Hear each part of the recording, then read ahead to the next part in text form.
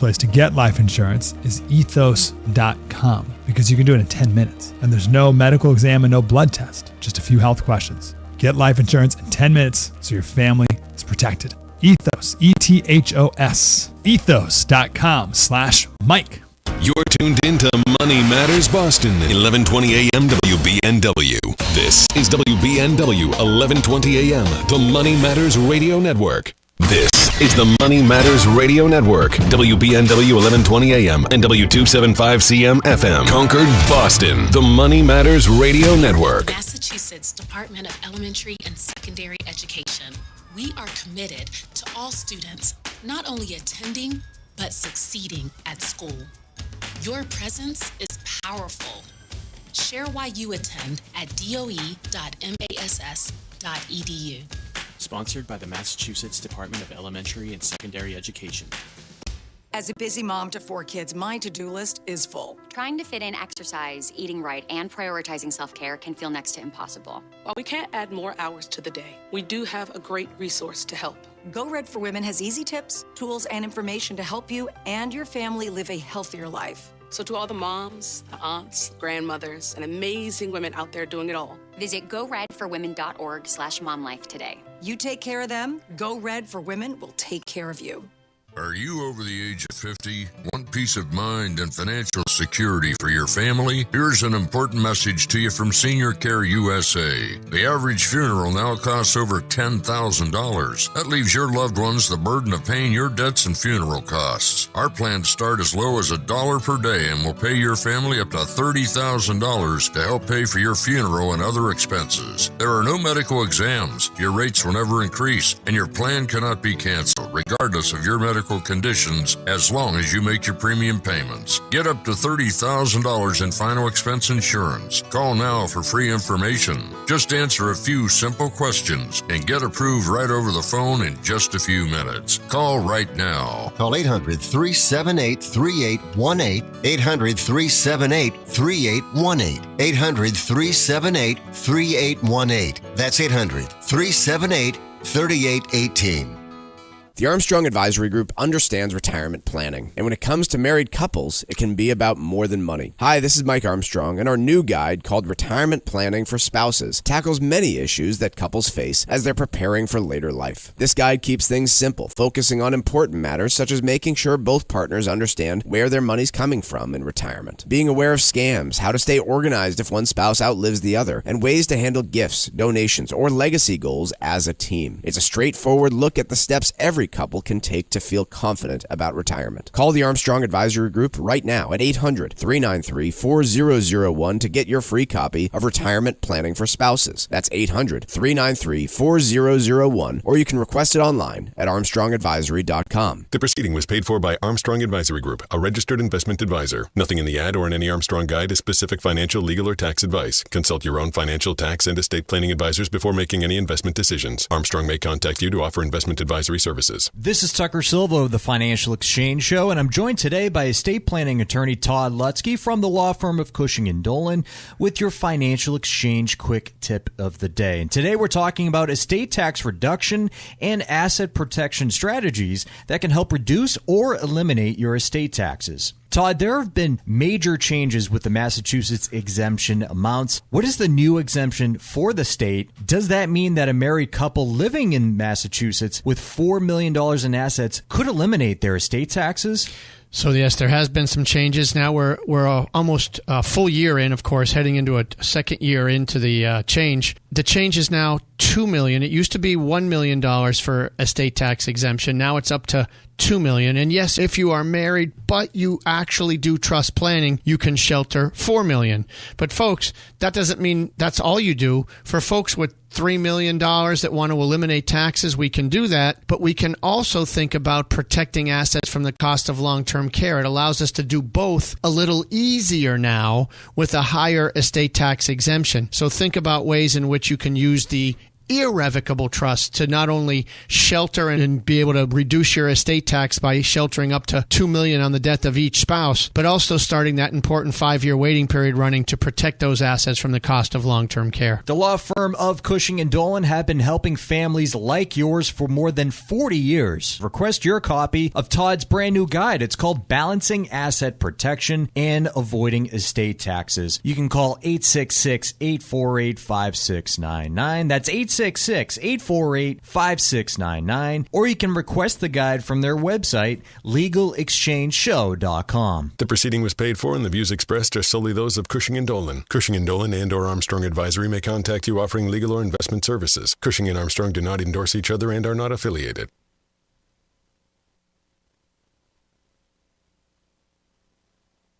The Financial Exchange is produced by Money Matters Radio and is hosted by employees of the Armstrong Advisory Group, a registered investment advisor. All opinions expressed are solely those of the hosts, do not reflect the opinions of Armstrong Advisory or anyone else. Investments can lose money. This program does not offer any specific financial or investment advice. Please consult your own financial, tax, and estate planning advisors before making any investment decisions. Armstrong Advisory and the advertisers heard on this program do not endorse each other or their services. Armstrong and Money Matters Radio do not compensate each other for referrals and are not affiliated.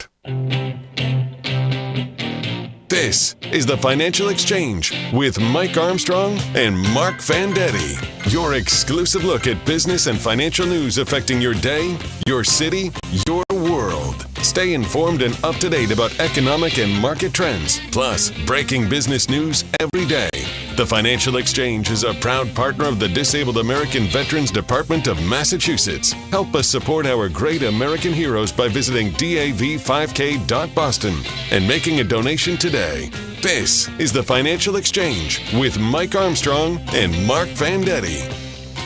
Good morning, happy Tuesday, and welcome back to the Financial Exchange. We've got two main themes to discuss on today's program. One is jobs, because we just got the first jobs report in a few months, released at 8:30 a.m. this morning. The second has to do with AI, the market, and whether or not it is different this time. That's the main thing when it comes to all these articles that I'm hearing about AI is it really different this time, or are we in for a repeat of the same types of market booms and busts that we have experienced before?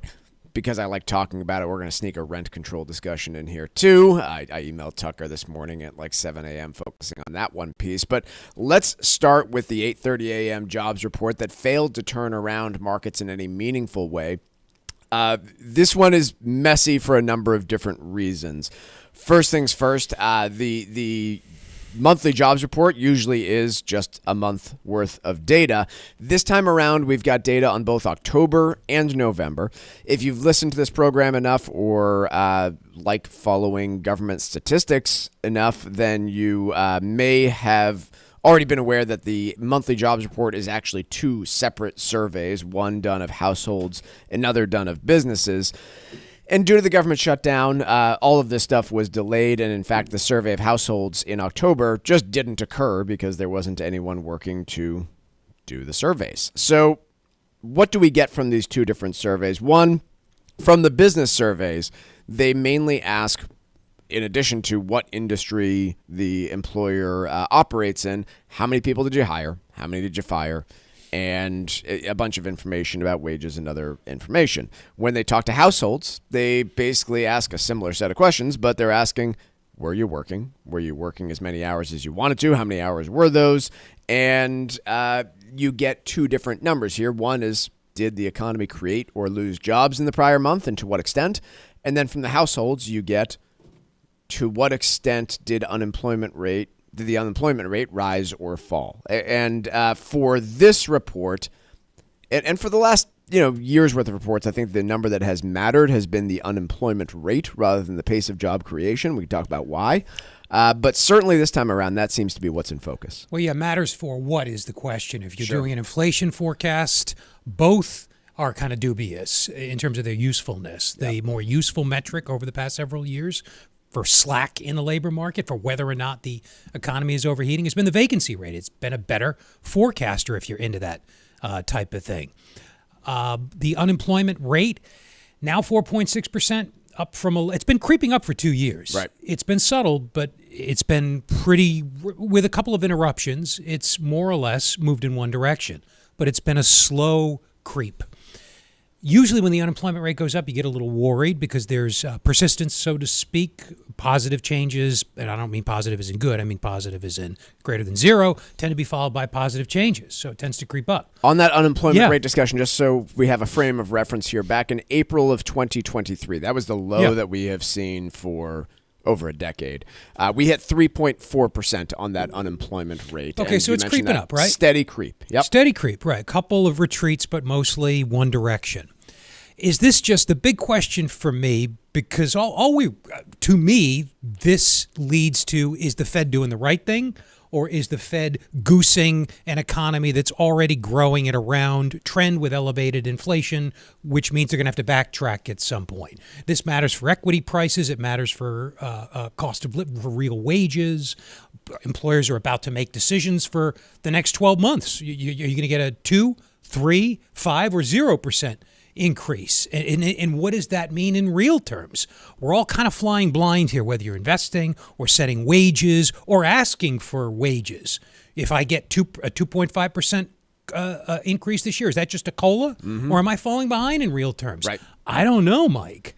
And this ties into this morning's report, I think, because I don't know whether this creep up in the unemployment rate to 4.6%, which is still very low in historical terms, by the way.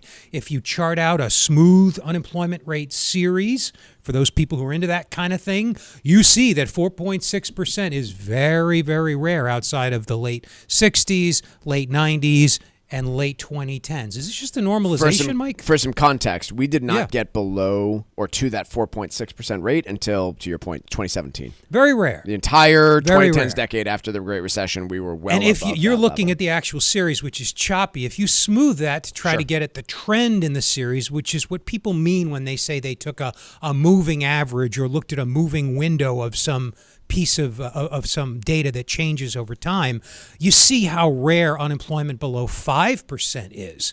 The question that's nagged a lot of people, I'm not a labor economist, but I think about it, over the past really couple decades is unemployment in the fours unnaturally low? Right. And by unnaturally low, I mean, will it push up inflation? Is that more than the productive capacity of the economy can handle? So is where we are now just a normalization after the overheated labor market that all that COVID stimulus and other factors created? I want to talk about something we haven't discussed since last fall, but that's the SOM unemployment recession indicator. That's dead. What this is... It's just dead. Because it didn't work the most recent time, I don't think dead. means When empirical regularity doesn't work, you can put it in the drawer. Okay, well, and say, well, you got a PhD, congratulations, but nobody's going to use it. Well, I'm still going to talk about it. So last fall, what happened was the 3-month rolling average of unemployment increased by more than 0.5% in a 12-month period. We are knocking on that SOM rule recession indicator once again. Marc says it doesn't matter. No. I'm not sure it doesn't. I think. Well, why did it matter in the first place? What was the theoretical motivation for it? Other than that unemployment was going empirical up. regularity and right, which is a fancy way of saying it has happened, so keep an eye on it. If it happens again, the same thing that happened after it happened could happen again. And I'm being nonsensical, like Mad Hatter nonsensical, for a reason.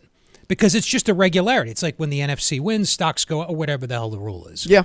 So in either case, we are knocking on the door of that empirical regularity. It does not mean we will hit a recession. We didn't the last time we had a SOM rule. But I think one thing holds, which is when unemployment starts to climb, very rarely does it just pause and not keep climbing. And that's true. There's persistence in that variable. But I'm one. Chuck says this a lot. Chuck Zada, and he's right. The COVID recession, recovery, Mike, we're so unusual that we're going to break a lot of rules, starting with the SOM rule, which we can consign to the dustbin of economic history. We're going to break a lot of rules, and this could be another. It could be an instance of unemployment just creeping up to something more, I don't know, normal, sustainable.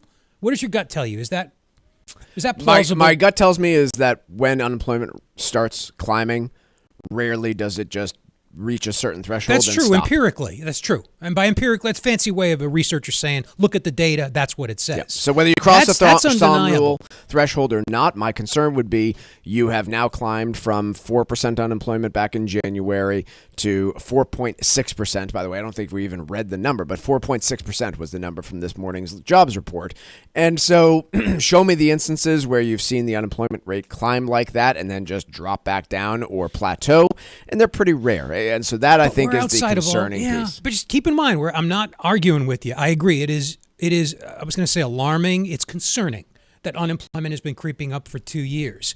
But it never got, save once, as low as it got post-COVID. It was, I'll say again, unnaturally low. Now, that doesn't mean that there aren't momentum effects and I'm not using like a technical term. That's just the phrase that came to mind at work here. Like, it doesn't matter that it was unnaturally low. Once it starts going up, people get laid off, they freak out, employers freak out, and recession becomes a self-fulfilling prophecy. So unemployment rate jumped 4.4 to 4.6. We don't know what the reading was for October. We will not know what the reading was for October because it didn't get collected. The other side of the survey, they talked to businesses and government employers. What did they find? In October, the the workforce, the number of people working in the month of October, dropped by 105,000 employers. In November, it bounced back up 64,000 for a net, loss over the course of the last 2 months of around 50,000 total people. But there was some tricky stuff in the month of October that we need to account for. Let's take a quick break. I want to talk about what did the establishment data, why did we see that hiccup in October, if we want to call it a hiccup, and what does all of this mean for the Fed and monetary policy in 2026? That's next on the Financial Exchange. Find daily interviews and full shows of the Financial Exchange on our YouTube page. Subscribe to our page and get caught up on anything and everything you might have missed. This is the Financial Exchange Radio Network.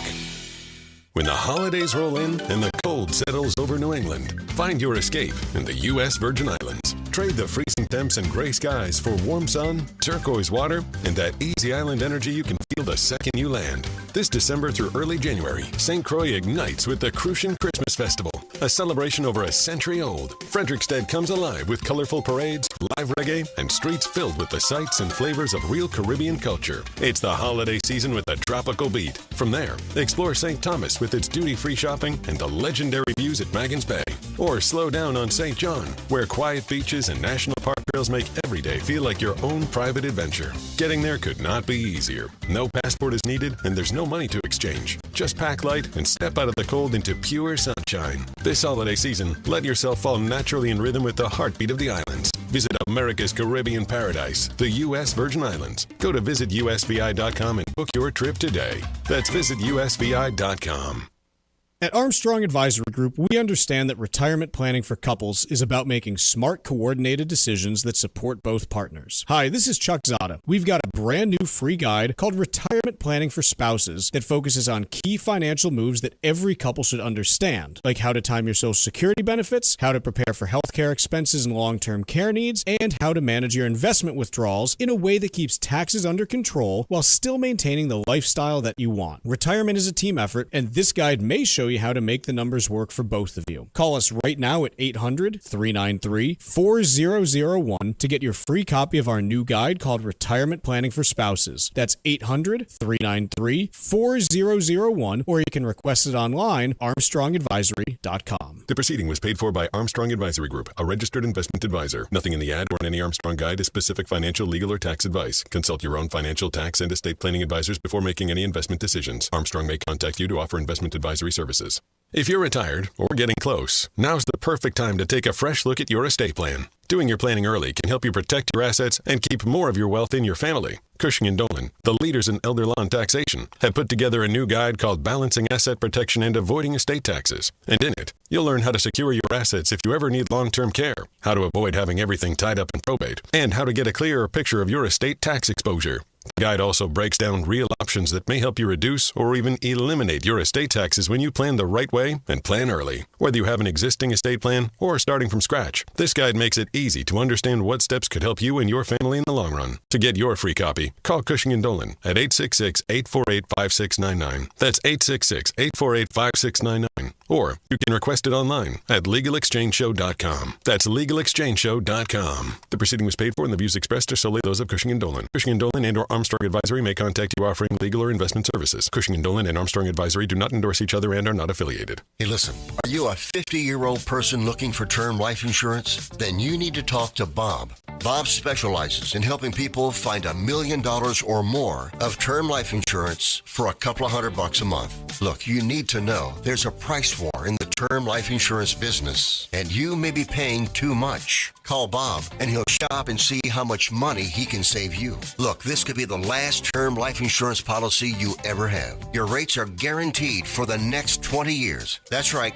guaranteed level rates for the next 20 years. And if you're a smoker or your health is not perfect, Bob has great rates for you too. So for $1 million of term life insurance coverage for a couple of $100 a month, call Bob right now. 800-965-7987. 800-965-7987. 800-965-7987. That's 800-965-7987. Paid for by Term Direct.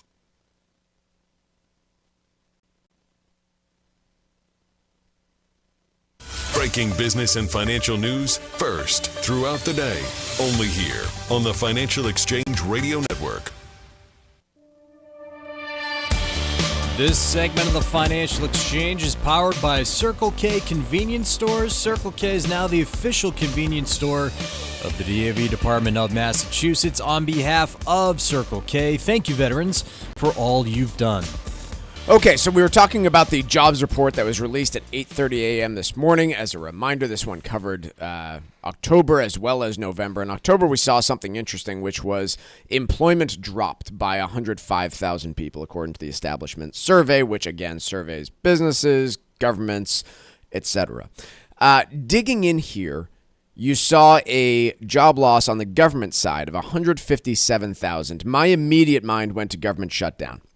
Hey, did they count a bunch of people who were furloughed but were still going to collect paychecks as unemployed here? If so, that seems inaccurate. They put a note right in there for us to make our lives easier. No, we didn't do that. So what actually happened in here? Marc, do you want to take exactly what happened in here with the October data for the government workers just falling off a cliff? I'm not looking right at it, but 165,000 took the payout, right? Or 160,000? Which one was it? Yeah, going back to this spring when the Trump administration offered buyouts to, pretty much all government employees, the last paycheck was September. So October came and 157,000 people fell off of the payroll. So if we just take that out for a moment and assume that that's not going to continue to repeat itself, because it can't, the actual job creation for the month of October was more like, if we subtract that out, where did we land? 100,000 to the upside, right? Yep. So we saw a number that in October, the job creation number was just fine. In November, we came in at 64,000. Again, no big drop-offs or increases in any area that I think are worth mentioning. But ultimately, where I land with all of this is we are now at a pretty low pace of job creation. The last 3 months have probably averaged somewhere in the 60,000 range. And that does not seem to be, again, I know these are different surveys, so we shouldn't be connecting them together. But that pace of job creation is not likely fast enough to keep all the new entrants into the labor market employed. And we're seeing maybe signs of that through the unemployment rate rising. Again, these are different surveys. Don't connect them too thoroughly. But if you look at it, if we're only creating 60,000 jobs per month, also the Federal Reserve has expressed skepticism about that number and whether or not it's going to get revised further downward like it has for the last 2 years.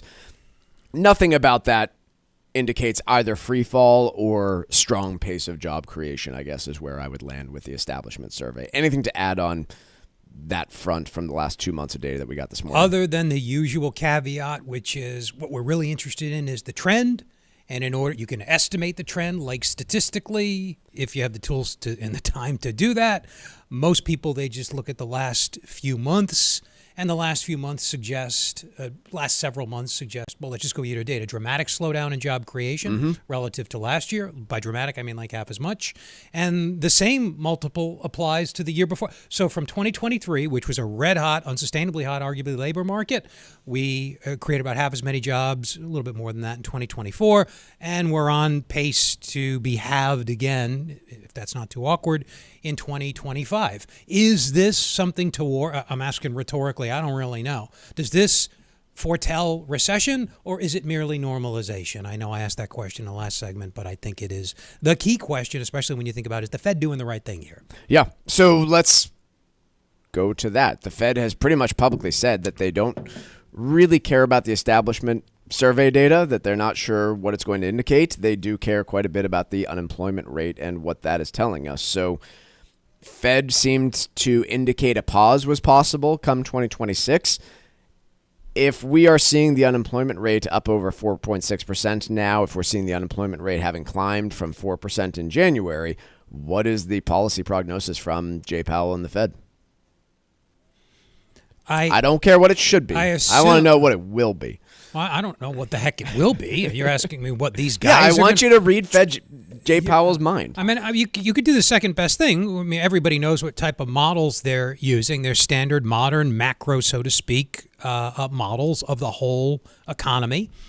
If unemployment continues to trend up, and if you assume that the so-called natural rate is lower than where we are today, and that's the natural rate doesn't exist. It's theoretical. You have to infer it, and it's a moving target on top of all that. Depending on the assumptions you make, Mike, you can get any quote right quote Fed policy out of the apparatus that they use that you want. Just assume the natural rate should be lower. Just assume the natural rate of interest. Different concept, same idea though. Theoretical, you have to infer it. It balances the economy in theory so that it's not inflationary but not recessionary either. You make the right assumption about the natural rate, which the media often calls R star because that's what you solve for when you do the little model. You can get any Fed's rate you want, Mike. It's not helpful. I know. I'm trying to not be helpful. I'm not trying to annoy you, as I respect you and I work for you, but I don't know what else to say. You can get any assumption you want out of it. The next meeting for the Fed occurs on January 28th. According to the Chicago Mercantile Exchange, the likelihood of a rate cut at that next meeting, which, again, a little bit more than a month out, we just had a Fed meeting last week, that's sitting around a 1 in 4 chance of an additional Fed rate cut at that meeting. Personally, were I betting on it, I'd be betting higher odds. I think, it obviously depends on what you get in January, but if you were to see a repeat increase in the unemployment rate come January, I don't know. Everything about this Fed that I have seen is that they are pretty dovish and have favored lower interest rates in the face of any concerns about the labor market. And this November report, I think, has some things to be concerned about when it comes to the trend in employment. If you look at this as a typical business cycle, and I'm not sure you should for reasons we discussed in the last segment, coming out of COVID, labor market got unnaturally hot. We know what happened to inflation. If you put that PTSD that we all have from that inflation aside for a second, and you look at this as a typical business cycle, like you said, you've got unemployment going up, payroll slowing down, JOLTS data until the last update was suggesting a reduction in job vacancies. Different report here. But we got some contrary evidence at the last issue of the report. I guess we'll see what it says when it's next released. I guess the upshot of all this is, if you are looking at this through traditional business cycle goggles, the economy seems to be slowing. The Fed should be cutting. Right.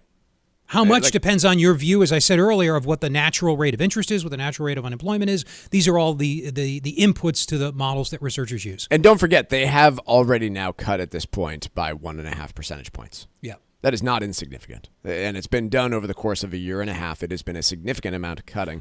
And they constantly talk about how long it takes for their policy to actually affect anything. So will they go further? Will they not? Will it actually bring down mortgage rates? Hasn't so far. All of these are reasonable questions to ask. And, if they do cut rates, what does that do in terms of sparking even more speculation in equity markets? Because as concerned as we might be about the labor market, We're not seeing any of that concern bleed over into equities. Quick break. When we come back, full market recap with Wall Street Watch. It's worsened significantly since we started talking.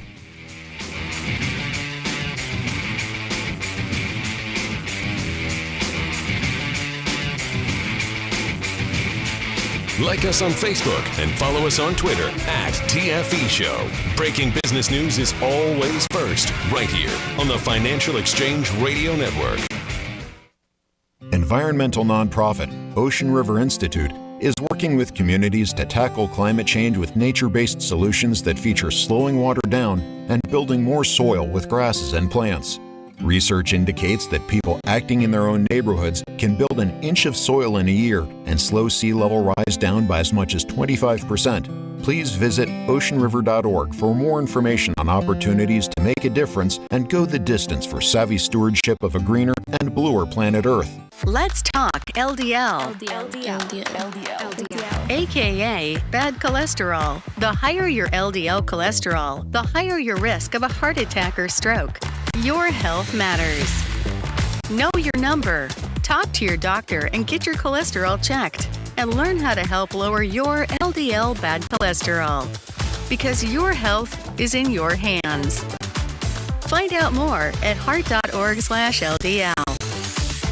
Did you outgrow your timeshare and now you want out? But you can't. You can't sell it, and you can't get out of the contract. Imagine trying to get out of your mortgage. That's what a timeshare is. You can't just call up the bank and say, I don't want to pay it anymore. But we may be able to help you do just that. Listen, a timeshare maybe for you once was a great thing, but now you don't use it much. And they are not easy to get rid of. Plus, you do have to pay for it every month. Qualified timeshare owners can get out of their contract legally and permanently without ruining your credit or even filing bankruptcy. And imagine, no more mortgage payment or fees. Call the Timeshare Exit Hotline qualification line now. It's free to learn more. 800-455-7967. 800-455-7967. 800-455-7967. That's 800-455-7967. Paid for by Timeshare Defense. Nobody wants to think about estate taxes or nursing home costs. But if you want to protect your money, your home, and everything you built, you've got to get ahead of it. That's where Cushing & Dolan come in. They're experts in estate planning and elder law, and they've just released a brand new free guide called Balancing Asset Protection and Avoiding Estate Taxes. This guide lays out practical ways to keep your assets safe, and yes, even reduce or completely eliminate your estate taxes. If you already have a plan but aren't sure what your risk looks like, or you've been meaning to start one, this guide gives you exactly what you need to take control. So don't wait. Call Cushing & Dolan today at 866-848-5699 and get your free copy of their new guide called Balancing Asset Protection and Avoiding Estate Taxes. That's 866-848-5699. Or you can request it online at LegalExchangeShow.com. That's LegalExchangeShow.com. The proceeding was paid for and the views expressed are solely those of Cushing & Dolan. Cushing & Dolan and or Armstrong Advisory may contact you offering legal or investment services. Cushing & Dolan and Armstrong Advisory do not endorse each other and are not affiliated. Hi, this is Chuck and Mike from the Armstrong Advisory Group. We have a new guide available this month titled Retirement Planning for Spouses. Mike, one of the challenges that spouses face is figuring out how to draw income in retirement and the way to optimize that income, given potentially multiple Social Security payments, portfolios, pensions. Where's a good place to start? Yeah, of course, with a married couple, you have increased optionality about where your income comes from, which of course means increased complexity and all sorts of different decisions to be made. But yeah, first of all, you've got your Social Security. Depending on the work history of the couple, right, you might be talking about taking your own benefit. You could be taking benefits based on the working income of your spouse. There's no choice to be made there, but there is a choice to be made in terms of timing. When do we start those benefits? What's the age difference between the two of us? If there's a pension involved, what sort of survivorship benefit do we take?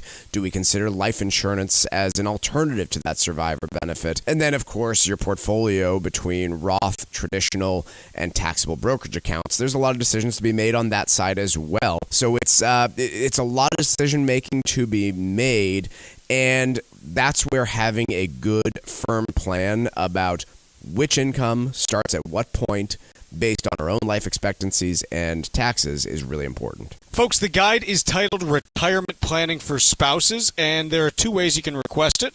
The first is by calling 800-393-4001. The second is by visiting ArmstrongAdvisory.com. That phone number again is 800-393-4001, or request it at ArmstrongAdvisory.com. The proceeding was paid for by Armstrong Advisory Group, a registered investment advisor. Nothing in the ad or in any Armstrong guide is specific financial, legal, or tax advice. Consult your own financial, tax, and estate planning advisors before making any investment decisions. Armstrong may contact you to offer investment advisory services. Time now for Wall Street Watch. A complete look at what's moving markets so far today, right here on the Financial Exchange Radio Network. The markets are slightly negative territory as Wall Street reacts to the November jobs report posted this morning as a result of the pause on economic data from the government shutdown. Last month, 64,000 jobs were added, stronger than forecasts of 50,000. The unemployment rate ticked higher from 4.5% to 4.6%. Jobs data from October also revealed 105,000 jobs were lost. Right now, the Dow is off about 0.4% or 183 points. S&P 500 down nearly 0.4% or 25 points lower. Nasdaq down 0.2% or 45 points lower. Russell 2000 is off 0.25%. 10-year Treasury yield down 2 basis points at 4.161%, and crude oil down nearly 3% lower, trading just above $55 a barrel. Ford said it expects about $19.5 billion in charges as it scales back its electric vehicle ambitions and shifts focus to gas-powered and hybrid vehicles. Ford stock is dipping. Meanwhile, Pfizer issued a 2026 earnings guidance that came in below analysts' expectations.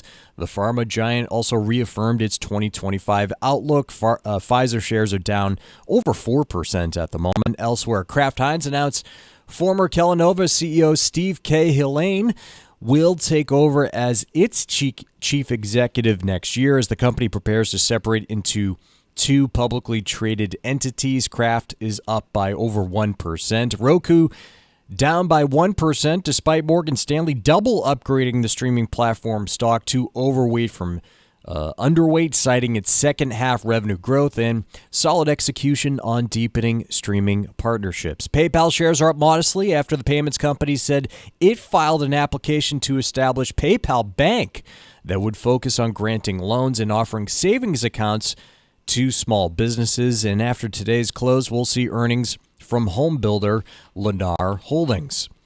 I'm Tucker Silva, and that is Wall Street Watch. And remember, you can watch the show live every day on our YouTube page. We'll have breaking business news, and all of our content is also archived. So if you want to go back and see an interview or a discussion about a specific topic, it's all there with the click of a button. Just search the Financial Exchange on YouTube and hit that subscribe button. Don't tell them that. Do it. I don't want to be proven wrong once a week. Look at this stupid thing Mike said 2 years ago. Yeah, that's exactly what you can do. Oh boy. One of my favorite radio programs that has been on air for a good 20 years used to have a segment called Stump the Chumps, where they would give somebody car advice and then bring that person on like 2 years later to prove them how wrong they were. Maybe we should be doing that. Yeah. Yeah. We've been around plenty of times. Yeah. Interesting stuff. Productivity is about to slump. That wouldn't be good. Mark, let's talk about productivity before we get into the whole AI arms race and how it's going to change all of our lives for the better. It's tough for me to argue that any, growth metric matters a lot more than productivity, and I want to talk about why. It's the equivalent of standard of living.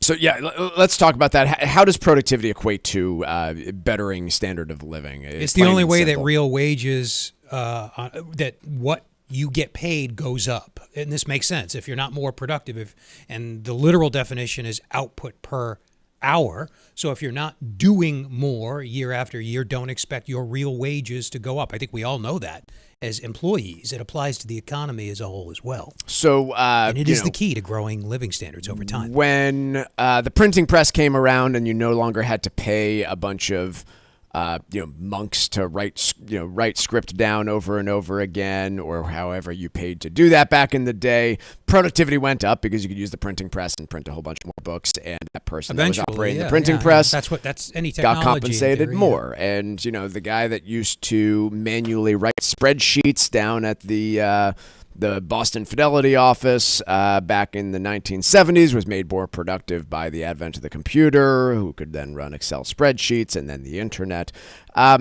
Why? Okay, so obviously that leads to more output per person, which allows hypothetically for that person to be paid more, or for profits to grow, or in the U.S. case, both. Why does the author effectively argue that, hey, productivity is about to fall apart? Could you tell me, here? Mike? I'm sorry, I don't have my materials. The answer is basically that we were doing a radio show today. Apologies.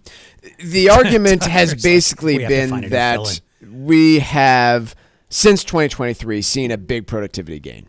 Yep. And historically, once you get to that level, it's unlikely to continue. Since 2023, labor productivity gains have been pacing at nearly twice the longer-term rate, which has been 1.5% to 2% since 1960, and since then we've been running at 3.3% pace, probably due to a number of factors. Once again, the weird COVID aftershocks that we've all been feeling, and so the argument is, hey, there's no technology that's going to save us here. Even if AI is everything that it's dreamed up to be, it usually takes a little while for it all to come into play and actually have effects on productivity. It doesn't happen overnight, is their argument.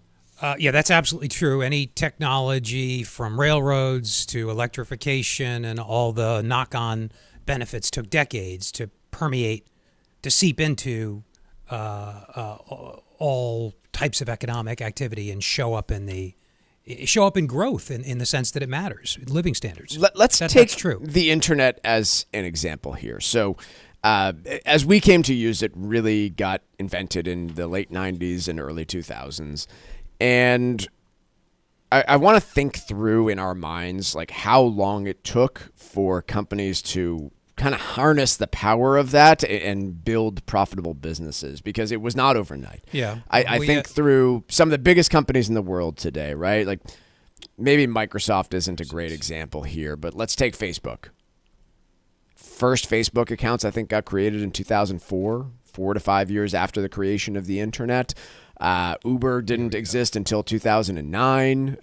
Google really started getting its, I don't even know when Google went public, but started to really gain some traction in the mid to late 2000s. And that is, a pretty recent event. It took a good decade for 2004, by the way. Google was founded in 2004 or went public in 2004? Went public in 2004. So my point would be, it took quite a long time, even with a technology as recent as the internet, for companies to come about and monetize it. And that's the point that I've been making to folks when I speak to them is you can believe that AI is the most incredible generational transformation technology that we've seen in our lifetimes. I'm not sure I buy the argument, but unless you also buy that it is so different this time that it is going to be monetized faster than any technology in history, then we've got some pain coming. Yeah, so in terms of computers, just the IT revolution, mainframe computers became available in the 1960s, desktops in the 70s and 80s. Throughout those decades, partly for other reasons, productivity slowed. Potential economic growth slowed. Eventually, we had a little productivity boom from 1996 to 2004, if you just look at the jump in the series. But even that petered out. So it took decades for computers to make their way into the productivity statistics, and it wasn't very long lasting. If you want to see this all encapsulated in one series, just look at the trend. Just look at GDP. You can Google it. Look at its trend, and you'll see that there was a brief jump in the mid-90s, just like there was a jump in the 50s and 60s. The slope of the line increased, indicating an increased growth rate if you look at it the right way. But none of this stuff, my point is, changed the trend in growth. Bless you. None of this stuff changed the trend in growth in standard of living. So unless AI however you want to define that, turns It's gotta out be to different be this different time. than every other technology, including those on which it's piggybacking. You mean to tell me AI is going to be, and it may be, but I think the burden is on the person making the claim or making the investment or trying to make the investment with your money, that it's going to be more revolutionary, more trend changing than electrification and all the knock-on benefits, than the IT revolution, which took decades and was relatively short-lived in terms of its change in the trend. I think that's a pretty optimistic claim. I'm not saying it won't turn out to be the case. And oh, by the way, stocks are priced as if it's going to be the case. Yes. So it had better.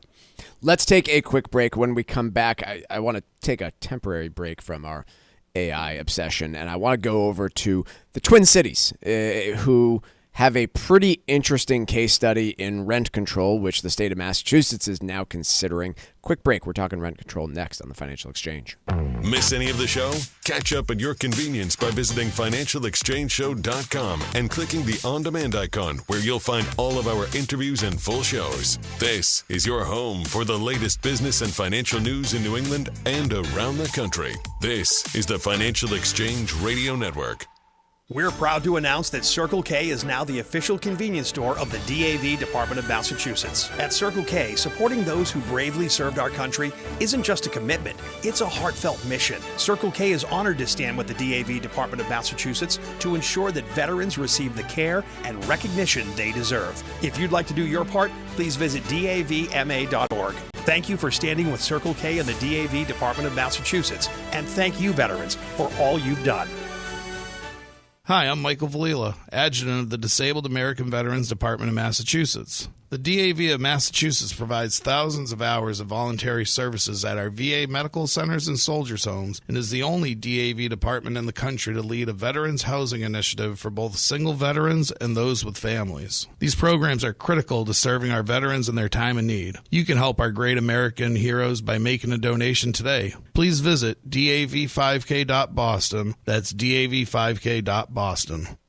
Nobody wants to think about estate taxes or nursing home costs. But if you want to protect your money, your home, and everything you've built, you've got to get ahead of it. That's where Cushing & Dolan come in. They're experts in estate planning and elder law, and they've just released a brand new free guide called Balancing Asset Protection and Avoiding Estate Taxes. This guide lays out practical ways to keep your assets safe, and yes, even reduce or completely eliminate your estate taxes. If you already have a plan but aren't sure what your risk looks like, or you've been meaning to start one, this guide gives you exactly what you need to take control. So don't wait. Call Cushing & Dolan today at 866-848-5699 and get your free copy of their new guide called Balancing Asset Protection and Avoiding Estate Taxes. That's 866-848-5699. Or you can request it online at legalexchangeshow.com. That's legalexchangeshow.com. The proceeding was paid for, and the views expressed are solely those of Cushing & Dolan. Cushing & Dolan and or Armstrong Advisory may contact you offering legal or investment services. Cushing & Dolan and Armstrong Advisory do not endorse each other and are not affiliated.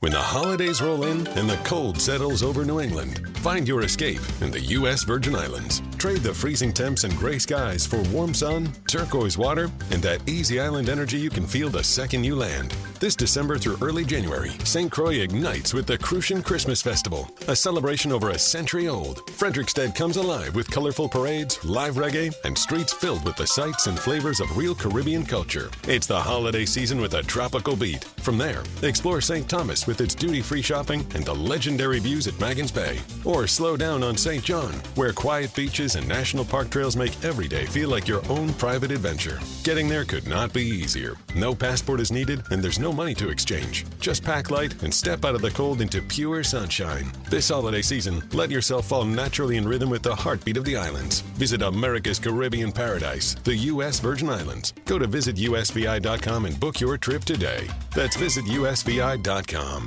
It happens all over Massachusetts. Can you tie my shoes? In every home and every community. Be careful on your bike. Learning can happen anytime, anywhere. We'll see you at practice this weekend. And no matter how learning takes place in your family's life, DESE is there as your partner. The Massachusetts Department of Elementary and Secondary Education.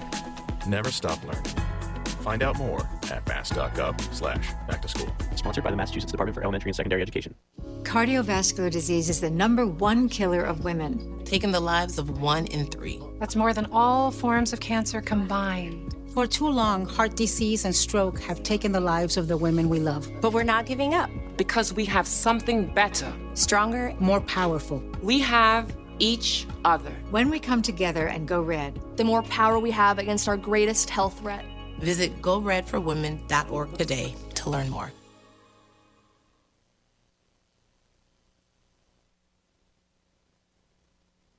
This is your home for the most comprehensive coverage of the economy and the trends on Wall Street. This is the Financial Exchange Radio Network.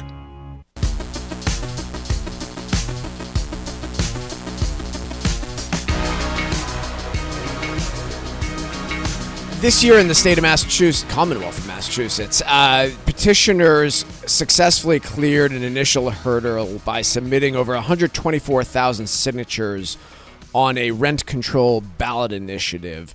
The national political landscape, and as far as I'm concerned, seems to be, well, economically, it seems to be talks of affordability, right? Like that seems to be dominating every election, every narrative that we're hearing. It dominated the New York City mayoral elections.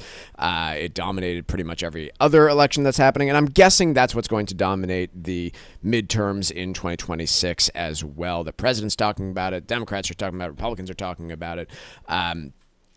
And so, therefore, I wouldn't be surprised if nationally we're going to be having more of these debates around rent control. And so Wall Street Journal, I had no idea that this actually had happened a few years ago, and they go over to Minnesota and talk about the cities of Minneapolis and St. Paul. If you're not familiar with the geography of Minneapolis and St. Paul, go take a look. They're basically the same city divided by the Mississippi River, and they have different legislatures and different policies and enacted different ones. And so this is one, I will admit for a moment here that this is not a statistical analysis that they've done. It's better.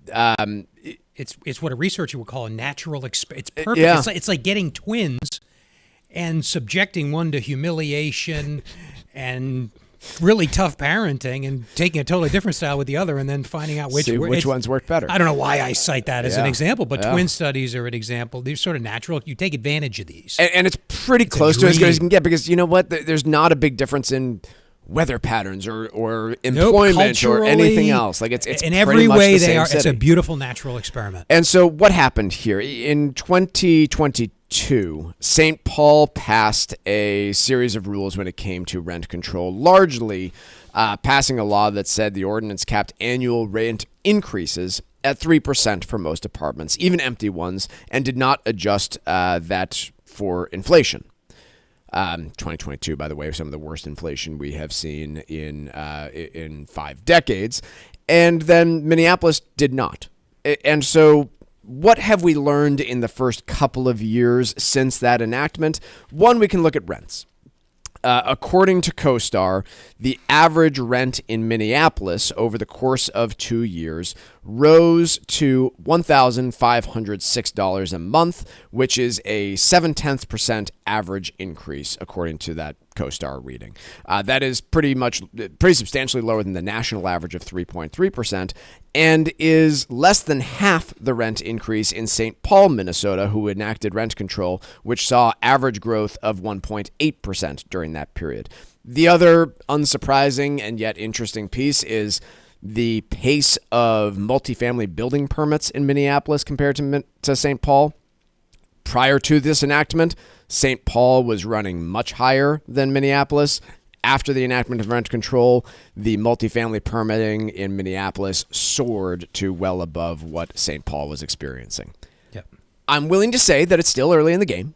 I'm willing to say that you should look at this a decade from now, too, although St. Paul is now rolling back some of their rent control because it was a pretty stupid idea, it looks like. But this is the exact stuff we're going to be. I promise you, this will not be the last city in the country to consider enacting something along the lines dumb of ideas rent control. never die. I mean, economists. No, we have to repeat them every 30 years. We know it's true because people stop reading or nobody's done a TikTok where they rap about rent control, so millennials don't understand the issue. Right. But economists have known for a long time it discourages new construction. Only reason I know anything about Hamilton. Discourages new construction. Why would you build if your profits are going to be limited?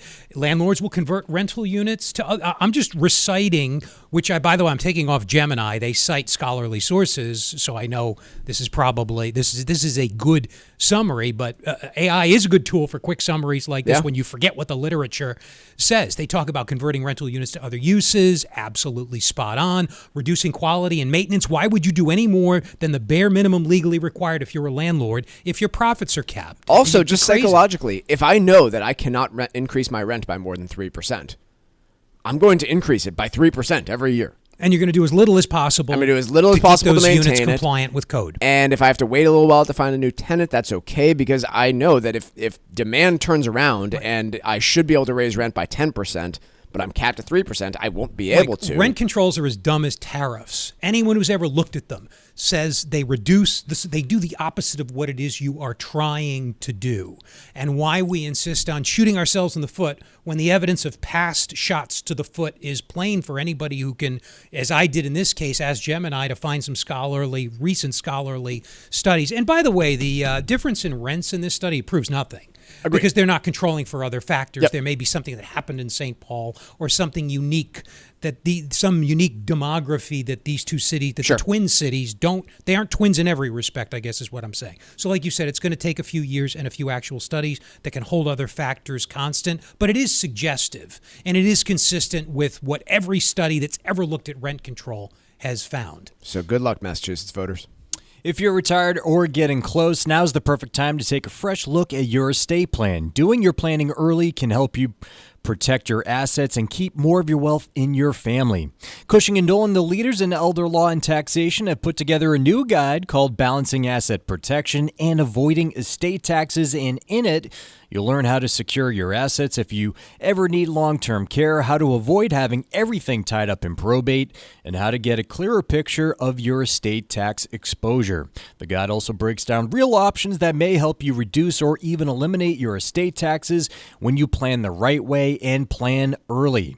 Whether you have an existing estate plan or are starting from scratch, this guide makes it easy to understand what steps could help you and your family in the long run. To get your free copy, call 866-848-5699. That's the number for Cushing & Dolan. Once again, 866-848-5699. Or you can request it from their website, legalexchangeshow.com. The proceeding was paid for and the views expressed are solely those of Cushing & Dolan. Cushing & Dolan and or Armstrong Advisory may contact you offering legal or investment services. Cushing and Armstrong do not endorse each other and are not affiliated. As we head towards the top of the hour here, we've got all three major U.S. indices in negative territory, although Nasdaq is attempting to stage a comeback as we speak, now flat for the day, but the S&P 500 off about 15 points, 0.1%. Dow off 95 points, percentage-wise the exact same as the S&P 500.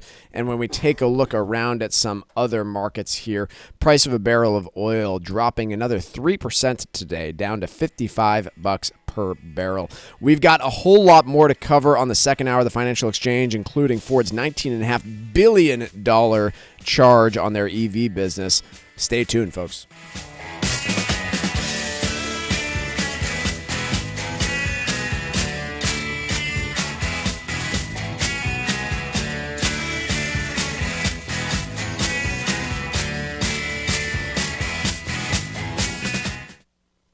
Sometimes we know what's next. Other times, it's impossible to know. Life can change in an instant. Don't be caught standing by the next time someone's heart stops. Knowing CPR gives you the ability to act and takes you from bystander to lifesaver.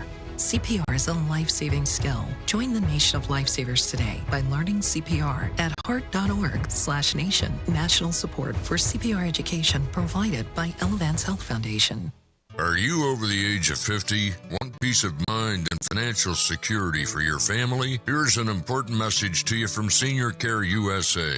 The average funeral now costs over $10,000. That leaves your loved ones the burden of paying your debts and funeral costs. Our plans start as low as $1 per day and will pay your family up to $30,000 to help pay for your funeral and other expenses. There are no medical exams. Your rates will never increase, and your plan cannot be canceled, regardless of your medical conditions, as long as as you make your premium payments. Get up to $30,000 in final expense insurance. Call now for free information. Just answer a few simple questions and get approved right over the phone in just a few minutes. Call right now. Call 800-378-3818. 800-378-3818. 800-378-3818. That's 800-378-3818.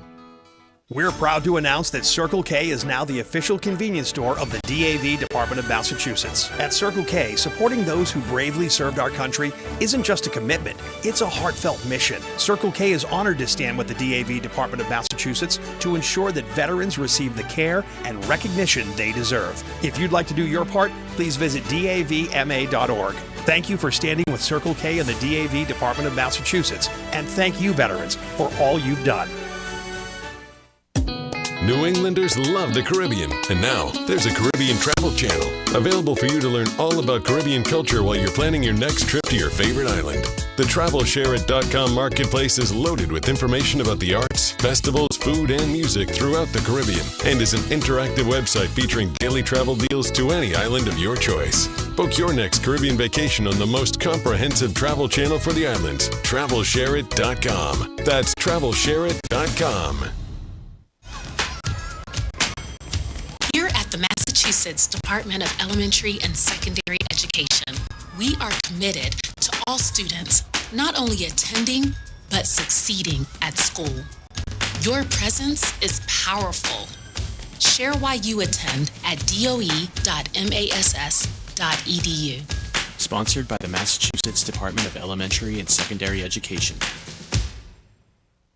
This is the Money Matters Radio Network, WBNW 1120 AM and W275 CM FM, Concord, Boston, the Money Matters Radio Network.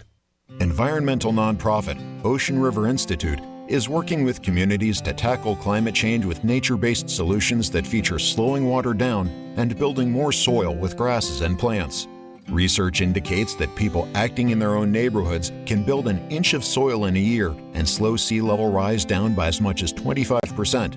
Please visit oceanriver.org for more information on opportunities to make a difference and go the distance for savvy stewardship of a greener and bluer planet Earth. We're proud to announce that Circle K is now the official convenience store of the DAV Department of Massachusetts. At Circle K, supporting those who bravely served our country isn't just a commitment, it's a heartfelt mission. Circle K is honored to stand with the DAV Department of Massachusetts to ensure that veterans receive the care and recognition they deserve. If you'd like to do your part, please visit davma.org. Thank you for standing with Circle K and the DAV Department of Massachusetts, and thank you, veterans, for all you've done. When the holidays roll in and the cold settles over New England, find your escape in the U.S. Virgin Islands. Trade the freezing temps and gray skies for warm sun, turquoise water, and that easy island energy you can feel the second you land. This December through early January, St. Croix ignites with the Crucian Christmas Festival, a celebration over a century old. Frederiksted comes alive with colorful parades, live reggae, and streets filled with the sights and flavors of real Caribbean culture. It's the holiday season with a tropical beat. From there, explore St. Thomas with its duty-free shopping and the legendary views at Maggins Bay. Or slow down on St. John, where quiet beaches and national park trails make every day feel like your own private adventure. Getting there could not be easier. No passport is needed, and there's no money to exchange. Just pack light and step out of the cold into pure sunshine. This holiday season, let yourself fall naturally in rhythm with the heartbeat of the islands. Visit America's Caribbean paradise, the U.S. Virgin Islands. Go to visitusvi.com and book your trip today. That's visitusvi.com. If you're retired or getting close, now's the perfect time to take a fresh look at your estate plan. Doing your planning early can help you protect your assets and keep more of your wealth in your family. Cushing & Dolan, the leaders in elder law and taxation, have put together a new guide called Balancing Asset Protection and Avoiding Estate Taxes. And in it, you'll learn how to secure your assets if you ever need long-term care, how to avoid having everything tied up in probate, and how to get a clearer picture of your estate tax exposure. The guide also breaks down real options that may help you reduce or even eliminate your estate taxes when you plan the right way and plan early. Whether you have an existing estate plan or starting from scratch, this guide makes it easy to understand what steps could help you and your family in the long run. To get your free copy, call Cushing & Dolan at 866-848-5699. That's 866-848-5699. Or you can request it online at LegalExchangeShow.com. That's LegalExchangeShow.com. The proceeding was paid for and the views expressed are solely those of Cushing & Dolan. Cushing & Dolan and or Armstrong Advisory may contact you offering legal or investment services. Cushing & Dolan and Armstrong Advisory do not endorse each other and are not affiliated. Hi, this is Chuck and Mike from the Armstrong Advisory Group, and we have a guide available this month titled Retirement Planning for Spouses. Mike, one of the things that I think is really important to focus on are some of the tax planning items that spouses need to consider basically every single year, especially if there are any kind of age differences between two spouses. Yeah, real life example here. I was working with somebody recently who spouse just retired and they were trying to figure out where their income's going to come from this year, and the idea of taking some money out of the IRA came up. And so it was a decision, whose do we take it out of, whose is bigger? And the decision ultimately was, we're going to go with the older spouse here because they are going to commence their required minimum distributions earlier. And so when you're trying to formulate those decisions, whether it's an RMD that you need to consider or potentially, Roth conversions, it's something where the decisions you make one year can have lasting impacts 10, 20 years down the road, depending on the family. They most certainly can. Again, when you have a married couple, there's increased options in terms of what to do, but that means increased complexity. Things like the widower's tax when you lose a spouse, especially if there's a big age difference down the road. These are things that you can and should plan for because they can make an immense difference in the success of your retirement strategy. Folks, the guide is titled Retirement Planning for Spouses, and there are two ways you can request it. The first is by calling 800-393-4001. The second is by visiting ArmstrongAdvisory.com. That phone number again is 800-393-4001, or request it at ArmstrongAdvisory.com.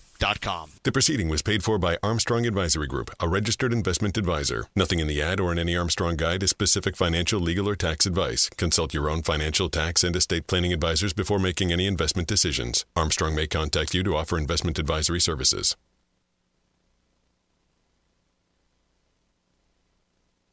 The Financial Exchange is produced by Money Matters Radio and is hosted by employees of the Armstrong Advisory Group, a registered investment advisor. All opinions expressed are solely those of the hosts, do not reflect the opinions of Armstrong Advisory or anyone else. Investments can lose money. This program does not offer any specific financial or investment advice. Please consult your own financial, tax, and estate planning advisors before making any investment decisions. Armstrong Advisory and the advertisers heard on this program do not endorse each other or their services. Armstrong and Money Matters Radio do not compensate each other for referrals and are not affiliated. This is the Financial Exchange with Mike Armstrong and Marc Fandetti. Your exclusive look at business and financial news affecting your day, your city, your world. Stay informed and up to date about economic and market trends, plus breaking business news every day. The Financial Exchange is a proud partner of the Disabled American Veterans Department of Massachusetts. Help us support our great American heroes by visiting dav5k.boston and making a donation today. This is the Financial Exchange with Mike Armstrong and Marc Fandetti.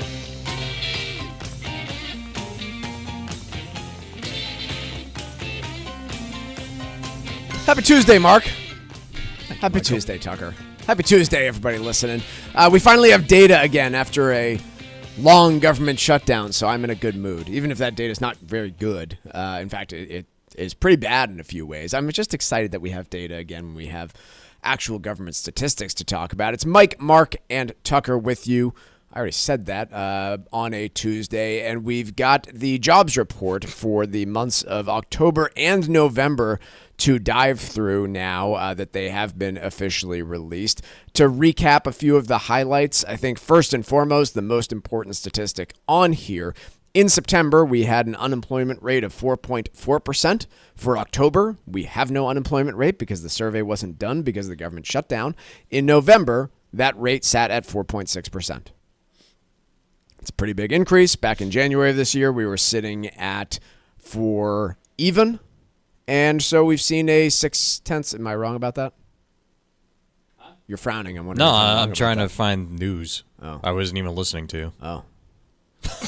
I saw something flash, so I'm trying to find it. Talking to my I'm wife. doing a producer's job, Michael. You do the host job. Don't try and read your facial expressions and No. guess what they mean. I'll sit. It is a fun game. So we've seen an uptick in the unemployment rate. It's been a steady uptick for the last couple of years. The same question is on our minds that was on our minds last year. Is this just a natural reshuffling of the unemployment rate back to what is a longer-term trend of about 5%? Or are we heading for something worse because typically when unemployment rate increases, it doesn't just plateau and stop? Right. This is the question for the Fed. Are we back to something more sustainable, somewhere between 4 and 5, which would be very healthy, historically speaking, sustainable in the sense that it's not pushing the economy beyond its natural limits?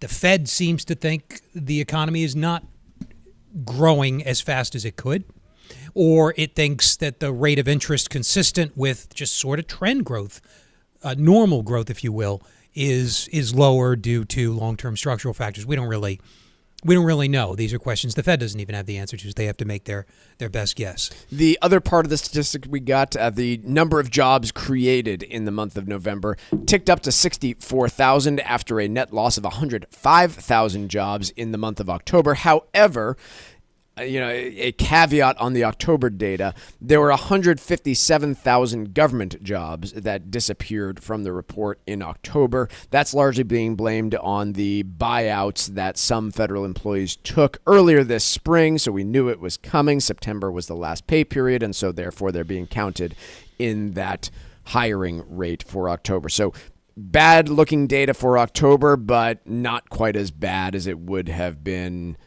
absent the government stuff. So it's not that doesn't matter. There are 157,000 fewer government workers who are receiving a paycheck now from that work, but we knew about it. It was coming at some point, and it dropped in October during all of this. Anything else to highlight on the jobs report, its implications for policy at the Fed, or anything else regarding the state of the economy and the unemployment rate?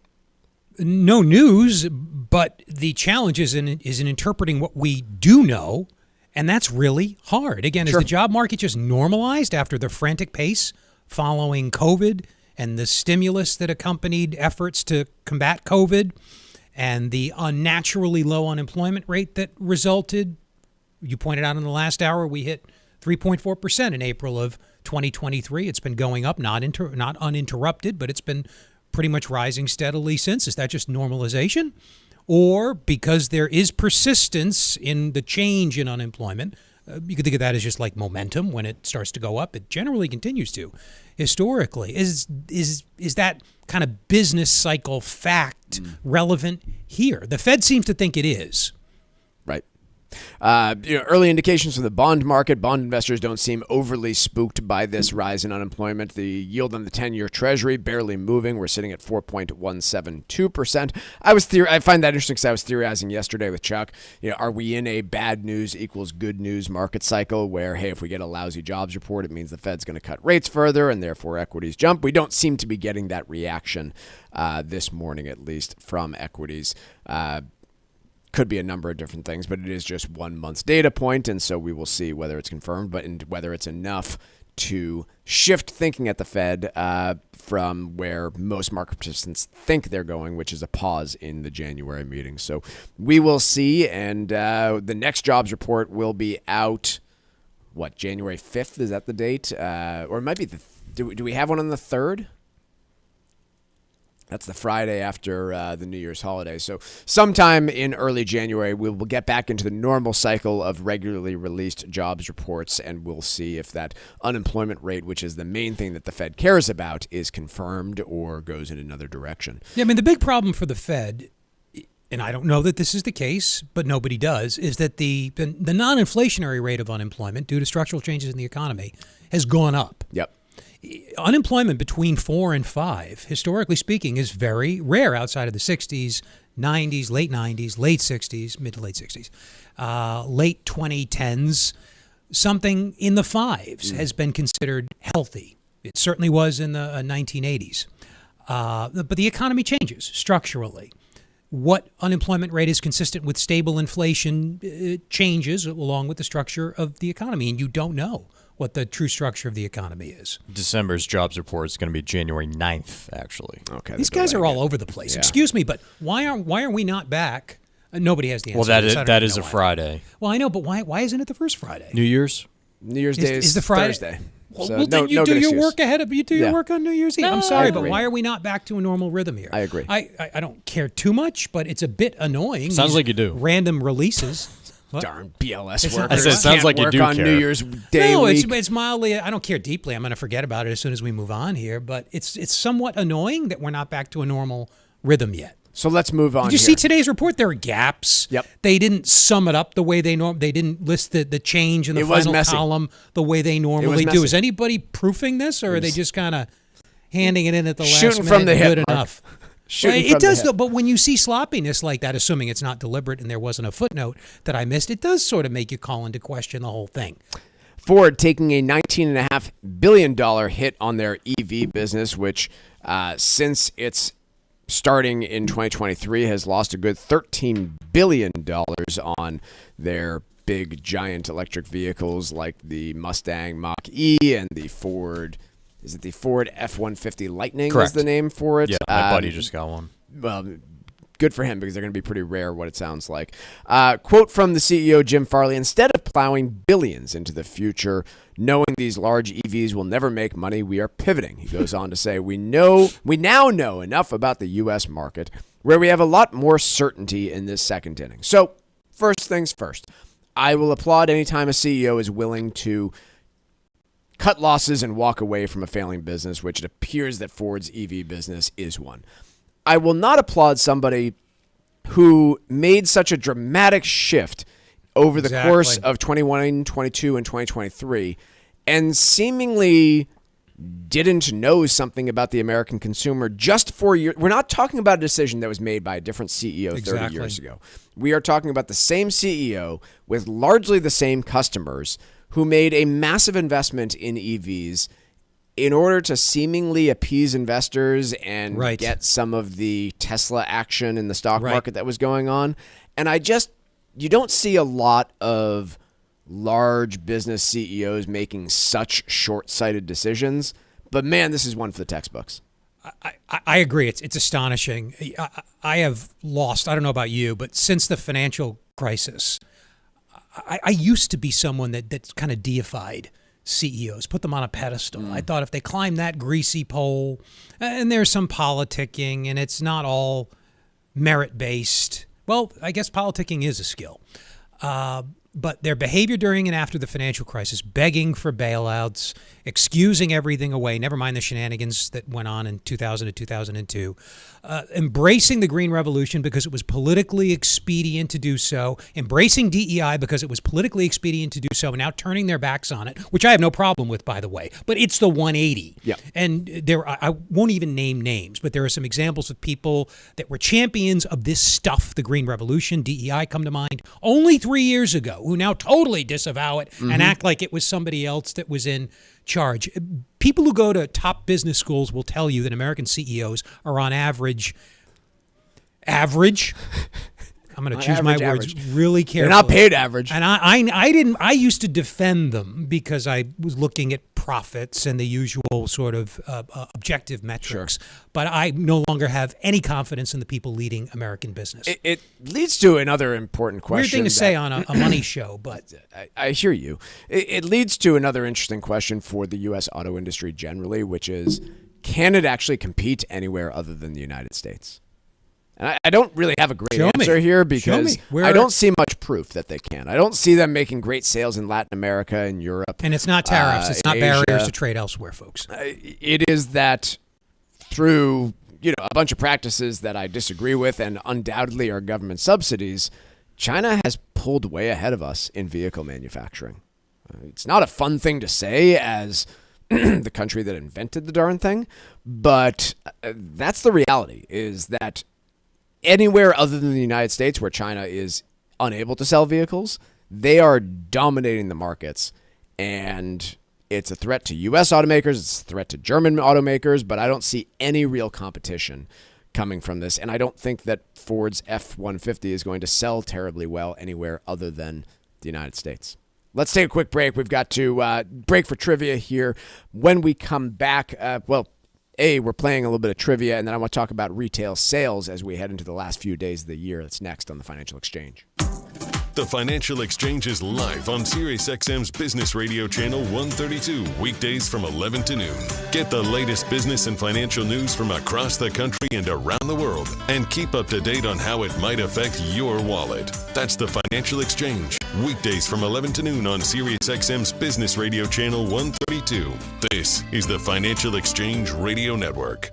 At Armstrong Advisory Group, we understand that retirement planning for couples is about making smart, coordinated decisions that support both partners. Hi, this is Chuck Zada. We've got a brand new free guide called Retirement Planning for Spouses that focuses on key financial moves that every couple should understand, like how to time your Social Security benefits, how to prepare for healthcare expenses and long-term care needs, and how to manage your investment withdrawals in a way that keeps taxes under control while still maintaining the lifestyle that you want. Retirement is a team effort, and this guide may show you how to make the numbers work for both of you. Call us right now at armstrongadvisory.com. The proceeding was paid for by Armstrong Advisory Group, a registered investment advisor. Nothing in the ad or in any Armstrong guide is specific financial, legal, or tax advice. Consult your own financial, tax, and estate planning advisors before making any investment decisions. Armstrong may contact you to offer investment advisory services. When the holidays roll in and the cold settles over New England, find your escape in the U.S. Virgin Islands. Trade the freezing temps and gray skies for warm sun, turquoise water, and that easy island energy you can feel the second you land. This December through early January, St. Croix ignites with the Crucian Christmas Festival, a celebration over a century old. Frederickstead comes alive with colorful parades, live reggae, and streets filled with the sights and flavors of real Caribbean culture. It's the holiday season with a tropical beat. From there, explore St. Thomas with its duty-free shopping and the legendary views at Maggins Bay. Or slow down on St. John, where quiet beaches and national park trails make every day feel like your own private adventure. Getting there could not be easier. No passport is needed, and there's no money to exchange. Just pack light and step out of the cold into pure sunshine. This holiday season, let yourself fall naturally in rhythm with the heartbeat of the islands. Visit America's Caribbean paradise, the U.S. Virgin Islands. Go to visitusvi.com and book your trip today. That's visitusvi.com.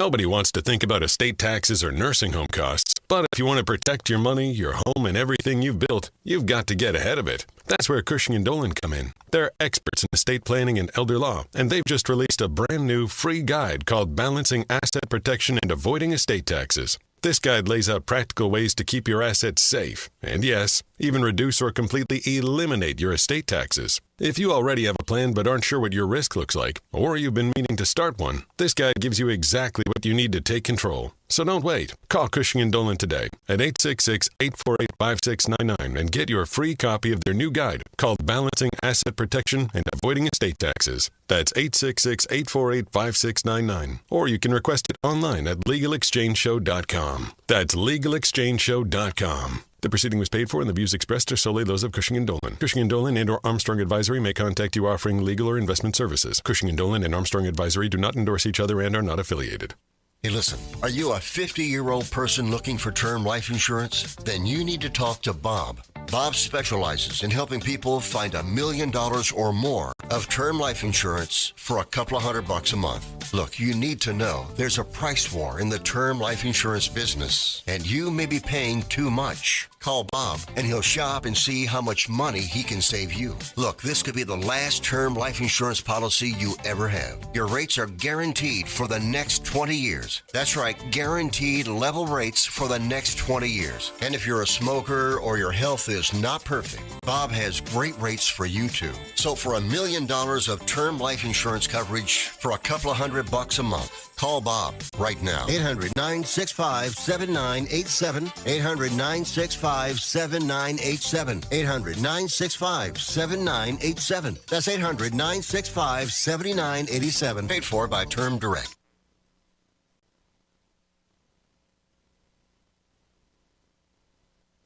Find daily interviews and full shows of the Financial Exchange on our YouTube page. Like us on YouTube and get caught up on anything and everything you might have missed. This is the Financial Exchange Radio Network. This segment of the Financial Exchange is brought to you by the U.S. Virgin Islands Department of Tourism. There's still time to book your holiday vacation to St. Croix, St. Thomas, or St. John. Enjoy one or all three. And if you act fast, you could be on St. Croix to experience their Crucian Christmas Festival through early January. Discover the magic of this long-standing tradition With incredible food, music, and entertainment, or just go soak up the sun, stroll along white sand beaches, and feel the rhythm of the heartbeat of the islands. The USVI is America's Caribbean paradise. Plan your winter escape now at visitusvi.com. That's visitusvi.com. We're going to continue our Christmas movie trivia here up until the holiday here. In 1994, The Santa Claus was released in theaters and was the fourth highest grossing movie of the year. The success of The Santa Claus spawned 2 sequels and a TV show. So, trivia question today is simply, which actor becomes Santa Claus in the Santa Claus series of films? Once again, which actor becomes Santa Claus in the Santa Claus series of films? Be the 9th person today to text us at 617-362-1385 with the correct answer, along with the keyword trivia, to win a Financial Exchange Show t-shirt. Once again, the 9th correct response to text us to the number 617-362-1385 with the correct answer, along with the keyword trivia, will win that t-shirt. See complete contest rules at financialexchangeshow.com. I got to tell you, Tucker, I'm 2 for 2 on this so far. And while I would love to claim that makes me a 90s Christmas movie aficionado, I think it probably means that the trivia question's too easy. Yeah, it's the latter. Yeah. Yeah, we got to start off on a, Yeah, okay. easy note As long as you get more challenging build our way as we up. go. Yeah. Okay, fair enough. By the way, I this past weekend, I think it was, or sometime last week, decided that it'd be acceptable to show National Lampoon's Christmas Vacation to my kids. I was debating that. I couldn't decide. Yeah, they're not quite there. A couple of scenes. Forgot about a few of those scenes Yep. and a few of those curse words that are now being repeated around my house. And I don't regret it per se, but the look on my wife's face on a few occasions was less than enthusiastic. So if anybody's wondering if it's a couple PG-13 movie is words great in for a 9-year-old, that one didn't quite make the mark in my house, but I had a great time. That's all that matters, right? We'll be getting retail sales later this week. The October data is expected to confirm a slight consumer slowdown. Economists are predicting a 0.1% rise in October retail sales from the month of September. Car sales in particular likely to impact the spending. So apparently we weren't this was October. So yeah, I don't know anybody that was buying their spouses a Halloween car. I thought we got retail sales this morning. Did we? Yeah. Oh. It was October. Man. Oh, man. Now I'm getting called out on not paying attention to stuff. I thought this was on Thursday. No. Retail sales. Up exactly 0.1%. So economists were right. Came in exactly where it was expected. I apologize. I thought this was later this week. It's literally this morning. October 2025, adjusted for seasonal variations, were $732.6 billion. Virtually unchanged from the previous month, up 3.5% from October of 2024. So pretty much confirmed what I just said, but I wasn't actually prepared with it. The follow-along piece is, consumers are feeling gloomy about the economy, but they're spending anyway. Why are they doing that? And this seems to get asked every year around this time, and I have a very simple answer. I don't want to overly complicate this. We have credit cards and we have jobs. So it might be the worst financial decision we can possibly make, but Americans are going to keep spending until one of those two things changes. Either the credit card gets shut down or they lose their job, and usually it's because of the latter that causes the former. But I charted this because Marc Fandetti's taught me to do this. I'm looking right now at year-over-year percentage changes in retail sales, and I charted against the unemployment rate. And the only time in history that you ever have year-over-year retail sales dropping by more than 0.1% is when the unemployment rate spikes. It happened back in 2020. It happened back in 2008. Those are the only instances where genuinely you see people get financially disciplined is when they lose their job, because they literally can't spend the money anymore. So if anyone's predicting a big drop-off in retail sales this holiday season because everybody's talking about affordability and how it's a problem and how they're going to finally tighten their wallets and not spill a bunch of money that they don't have into the retail sector, I'm calling baloney. I'm just not willing to buy it. Consumption, the media focuses a lot on spending. And there's some pretty high frequency data that comes in like this report every month, and there are a lot of private sector surveys in the space. Media focuses on spending because it's something we all do, but consumption, spending, fancy way of saying it is consumption, doesn't vary a lot, even during recessions. During slowdowns, the culprit's usually investment. And by the way, even in the dot-com bubble, where you had a stock market crash, you had a recession, but not a sizable uptick in the unemployment rate. We went from 4.4 to mid-5s. Retail sales didn't drop then. Yeah, consumption, again, it doesn't really, because it's pretty incent. Most spending, sorry for using the technical term, but everybody knows what consumption is, I think, is not very sensitive to the economic. We don't all go out buying truffles or whatever you would consider something that might be sensitive to the economic cycle. No, stock market hit all-time high, so I loaded up on 15 pounds of foie gras, and that's all we're eating this holiday season. Quick break, Wall Street Watch coming up next.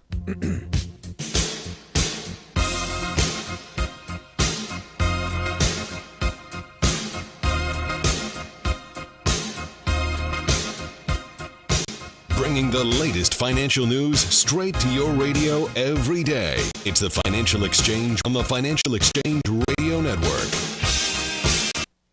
Environmental nonprofit Ocean River Institute is working with communities to tackle climate change with nature-based solutions that feature slowing water down and building more soil with grasses and plants. Research indicates that people acting in their own neighborhoods can build an inch of soil in a year and slow sea level rise down by as much as 25%. Please visit oceanriver.org for more information on opportunities to make a difference and go the distance for savvy stewardship of a greener and bluer planet Earth. Cardiovascular disease is the #1 killer of women, taking the lives of 1 in 3. That's more than all forms of cancer combined. For too long, heart disease and stroke have taken the lives of the women we love. But we're not giving up because we have something better, stronger, more powerful. We have each other. When we come together and go red, the more power we have against our greatest health threat. Visit GoRedForWomen.org today to learn more. When the holidays roll in and the cold settles over New England, find your escape in the U.S. Virgin Islands. Trade the freezing temps and gray skies for warm sun, turquoise water, and that easy island energy you can feel the second you land. This December through early January, St. Croix ignites with the Crucian Christmas Festival, a celebration over a century old. Frederickstead comes alive with colorful parades, live reggae, and streets filled with the sights and flavors of real Caribbean culture. It's the holiday season with a tropical beat. From there, explore St. Thomas with its duty-free shopping and the legendary views at Maggins Bay. Or slow down on St. John, where quiet beaches and national park trails make every day feel like your own private adventure. Getting there could not be easier. No passport is needed, and there's no money to exchange. Just pack light and step out of the cold into pure sunshine. This holiday season, let yourself fall naturally in rhythm with the heartbeat of the islands. Visit America's Caribbean paradise, the U.S. Virgin Islands. Go to visitusvi.com and book your trip today. That's visitusvi.com. The Armstrong Advisory Group understands retirement planning, and when it comes to married couples, it can be about more than money. Hi, this is Mike Armstrong, and our new guide called Retirement Planning for Spouses tackles many issues that couples face as they're preparing for later life. This guide keeps things simple, focusing on important matters such as making sure both partners understand where their money's coming from in retirement, being aware of scams, how to stay organized if one spouse outlives the other, and ways to handle gifts, donations, or legacy goals as a team. It's a straightforward look at the steps every couple can take to feel confident about retirement. Call the Armstrong Advisory Group right now at 800-393-4001 to get your free copy of Retirement Planning for Spouses. That's 800-393-4001, or you can request it online at armstrongadvisory.com. The proceeding was paid for by Armstrong Advisory Group, a registered investment advisor. Nothing in the ad or in any Armstrong guide is specific financial, legal, or tax advice. Consult your own financial, tax, and estate planning advisors before making any investment decisions. Armstrong may contact you to offer investment advisory services. This is Tucker Silva of the Financial Exchange Show, and I'm joined today by estate planning attorney Todd Lutzke from the law firm of Cushing & Dolan with your Financial Exchange quick tip of the day. And today, we're talking about estate tax reduction and asset protection strategies that can help reduce or eliminate your estate taxes. Todd, there are some high net worth clients that would like to reduce the size of their estate, but they don't want to give up access to their assets. Is there anything they can do? There certainly is, folks. So this is a combination of things. One, you obviously want to do your basic estate planning first. Get your foundation in place, the basic revocable trust planning to help utilize whatever exemptions you don't use up through gifting. Now, when we talk about reducing the estate, we are talking about gifting. But as you said, they don't want to lose control. So there are these special trusts that are designed called spousal lifetime access trusts, where in essence, you use an LLC to keep control of the investments, manage the investments, and make distributions. And then the non-voting shares get put into these irrevocable trusts where you have each other's spouse has access to the assets. So there's a way of getting the assets into those irrevocable trusts, which are now growing outside of your estate tax-free, while at the same time working together to keep control and use what's in those trusts. The law firm of Cushing & Dolan have been helping families like yours for more than 40 years. Request your copy of Todd's brand new guide called Balancing Asset Protection and Avoiding Estate Taxes by calling 866-848-5699. That's 866-848-5699. Or you can request the guide from their website, legalexchangeshow.com. The proceeding was paid for and the views expressed are solely those of Cushing & Dolan. Cushing & Dolan and or Armstrong Advisory may contact you offering legal or investment services. Cushing and Armstrong do not endorse each other and are not affiliated.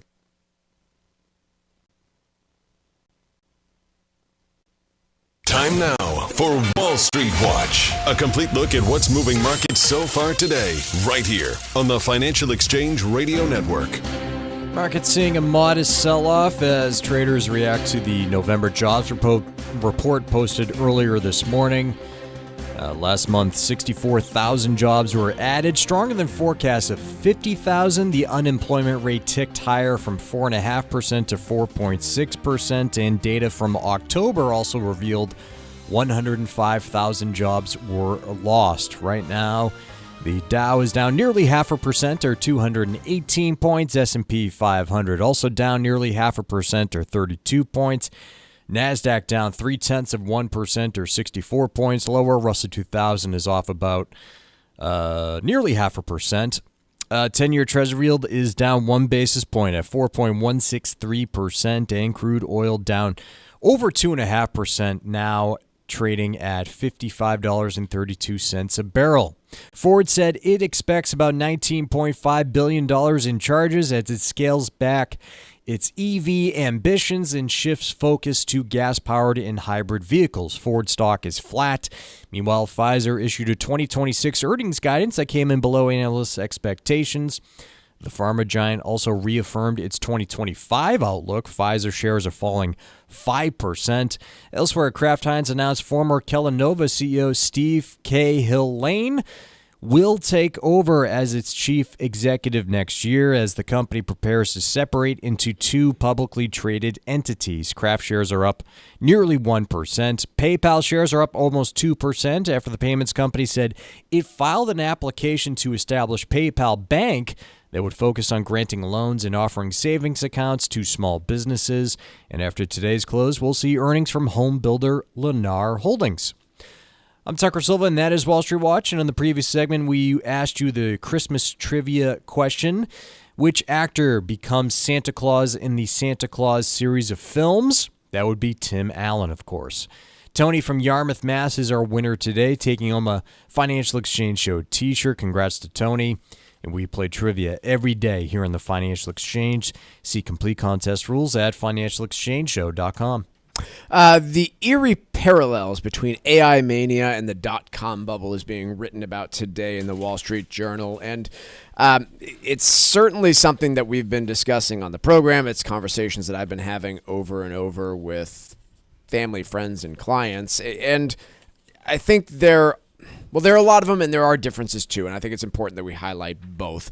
Let's start, though, Mark, with the valuation argument, because that to me is one of the easiest and most measurable ones to make, right? Everything else is just kind of about how does it feel, how are people talking about it, but on the valuation stuff we can actually measure this. And so correct me if I'm wrong, I don't think it is too difficult I don't think it's inaccurate for me to say that in terms of valuations, pretty much regardless of which tool you're using to measure it, the only time in history that U.S. stocks have been pricier than they are right now was the lead up to the dot-com bubble. Is that oversimplifying things? No, that's accurate. Okay. So there is no time in history when the price that you are paying for a stock is higher than it is right now. The investment that's being done on behalf of companies, I find really interesting too. So in 2000, Cisco, the maker of routers, that you pretty much needed in order to connect to the internet, and then the telecom companies were boosted dramatically by the investment that they were making. Cisco, in 1999, their revenue expanded by more than 40%. In 2000, by more than 50%. NVIDIA's is even more, robust. NVIDIA in the past 12-month period managed more than 150%. In the 12 months to October, 60%. So, massive growth rates. But quite honestly, I don't see these two companies as all that different in the context of the technology that they are implementing, right? We are the pick and shovel companies to this modern day gold rush, right? We are going to be supplying the infrastructure you need in order to run AI systems. And in Cisco's case, it was the infrastructure you need in order to connect to this brand new thing called the internet. The single-mindedness of the market, I think, is a little bit less concentrated than it was in the dot-com era. In 1999, more stocks in the S&P actually fell than rose, whereas this year in 2025, 183 stocks are down. So a far smaller percentage of companies are down, but the concentration is definitely there, right? The top 10 companies in the S&P make up more than they ever have.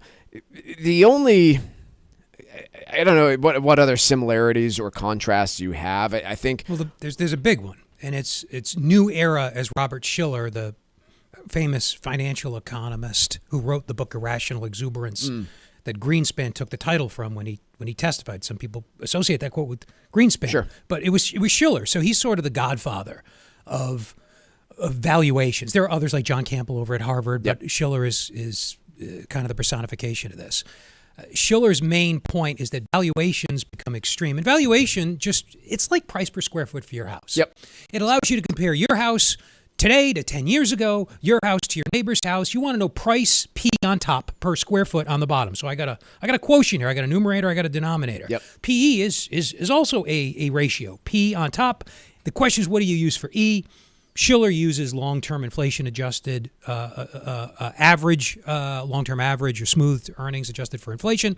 And when you use that, or like you said, some other measures, you get the conclusion that that stocks have never been more expensive. So what does that mean? Why are we worried about that? Well, because the higher the price you pay for something, whether it's a bond, a stock, real estate property, anything with a yield, the lower the yield.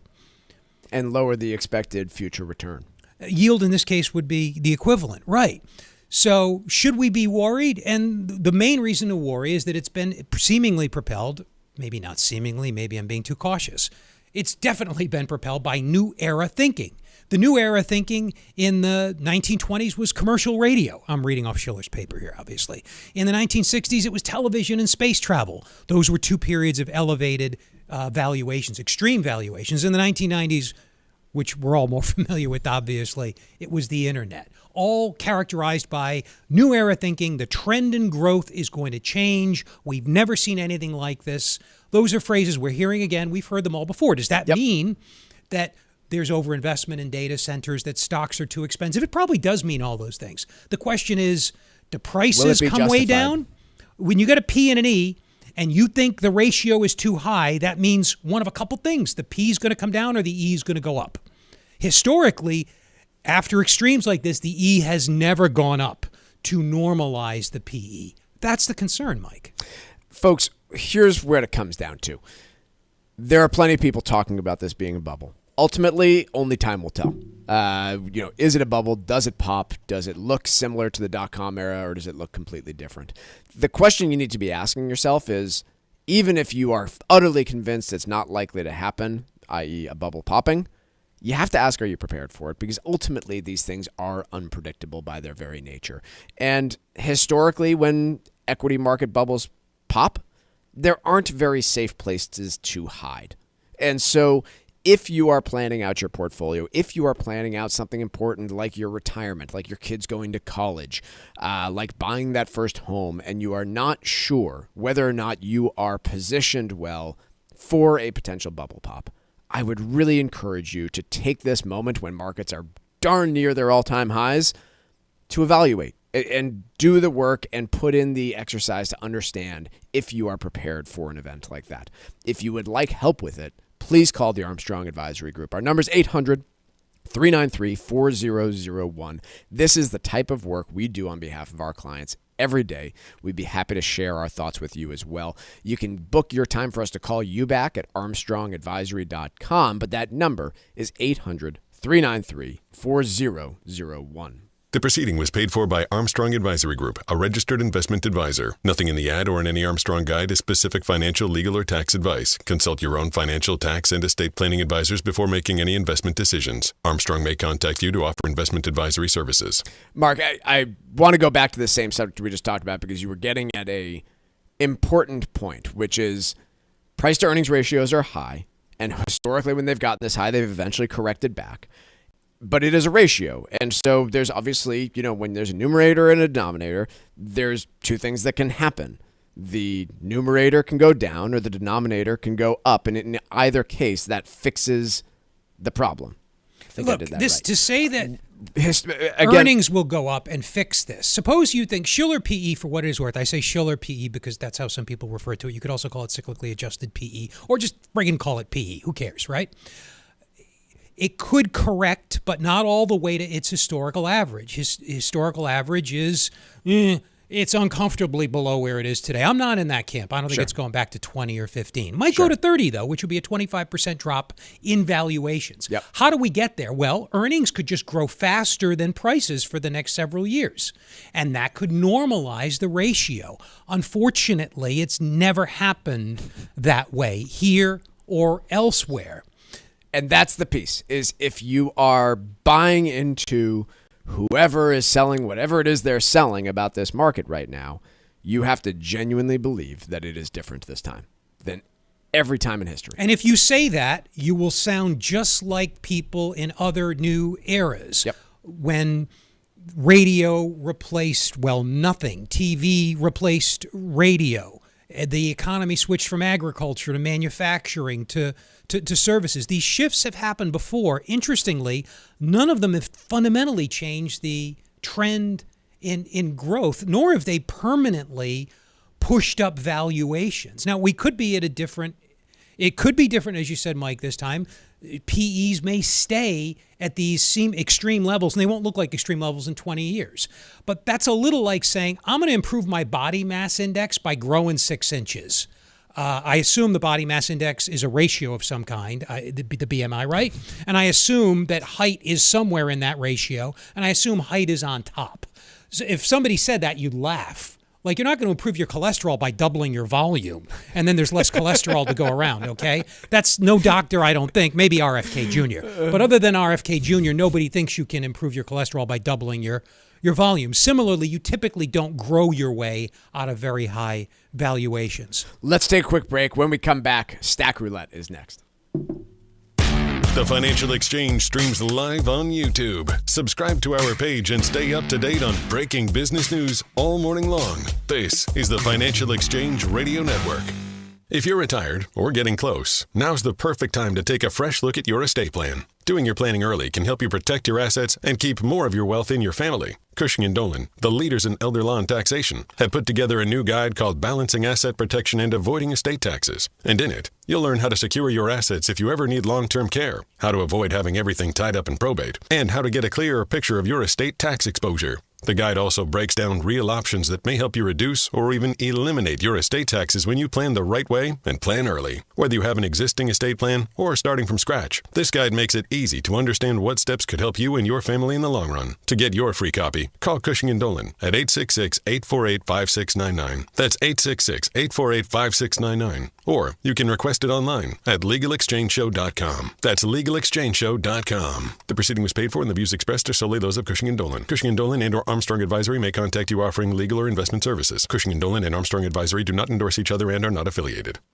When the holidays roll in and the cold settles over New England, find your escape in the U.S. Virgin Islands. Trade the freezing temps and gray skies for warm sun, turquoise water, and that easy island energy you can feel the second you land. This December through early January, St. Croix ignites with the Crucian Christmas Festival, a celebration over a century old. Frederickstead comes alive with colorful parades, live reggae, and streets filled with the sights and flavors of real Caribbean culture. It's the holiday season with a tropical beat. From there, explore St. Thomas with its duty-free shopping and the legendary views at Maggins Bay. Or slow down on St. John, where quiet beaches and national park trails make every day feel like your own private adventure. Getting there could not be easier. No passport is needed, and there's no money to exchange. Just pack light and step out of the cold into pure sunshine. This holiday season, let yourself fall naturally in rhythm with the heartbeat of the islands. Visit America's Caribbean paradise, the U.S. Virgin Islands. Go to visitusvi.com and book your trip today. That's visitusvi.com.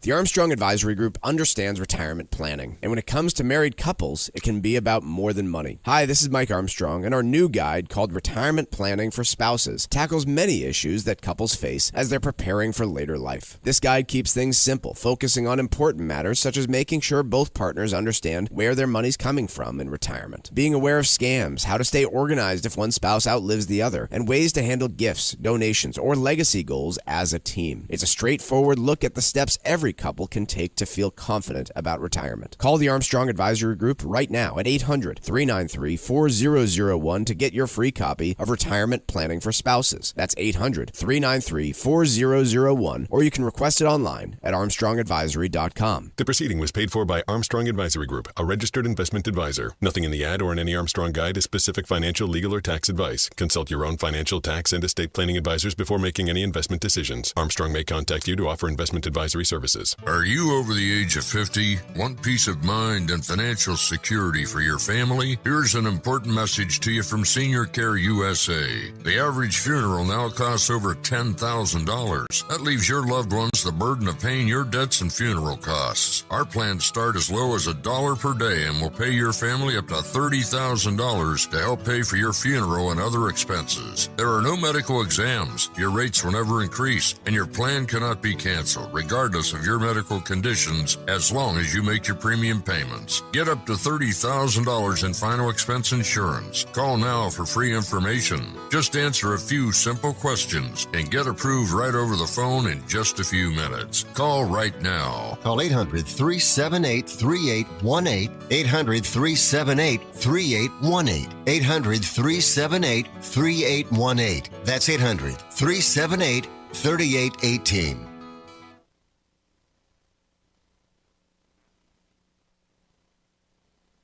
The Financial Exchange is now available every day from 11 to noon on SiriusXM's Business Radio Channel 132. Stay informed about the latest from Wall Street, fiscal policy, and breaking business news every day.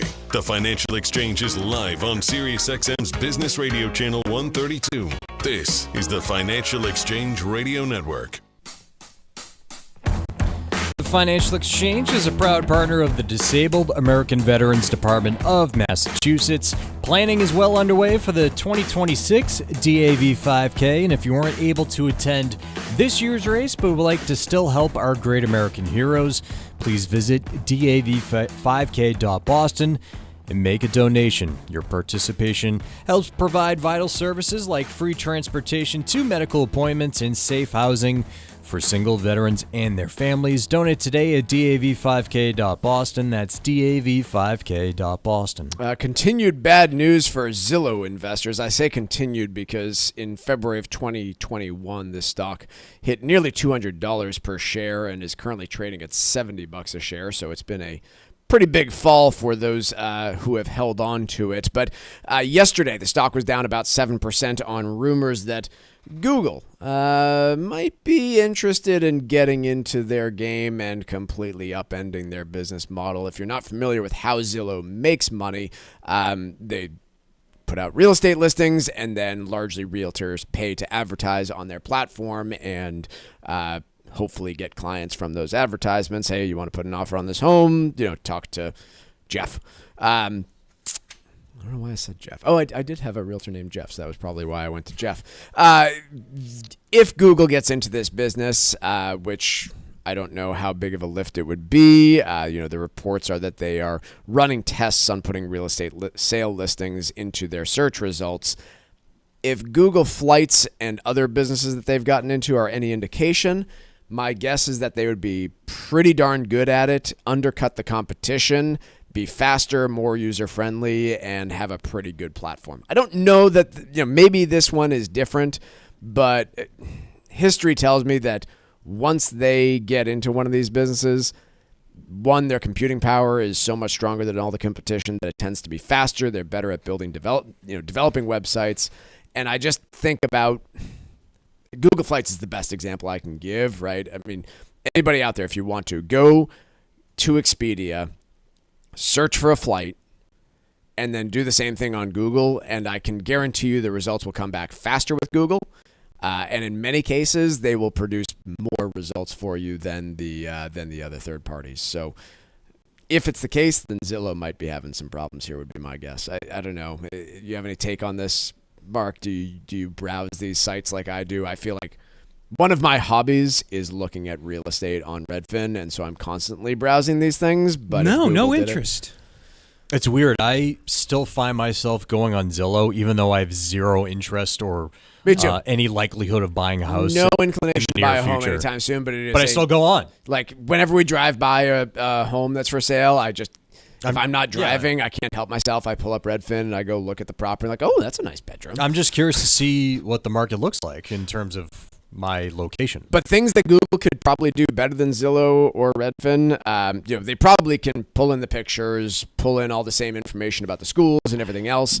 I think they'd also do a better job being able to tell you about nearby attractions, details about the neighborhood, traffic patterns in the neighborhood. None of these guys are doing, including OpenAI, I'm just going to be very broad here, none are doing anything that could not be undermined by a clever 18-year-old at MIT right now who's figured out a way to write more efficient code. This is all I sure hope fleeting. so, This is all Google.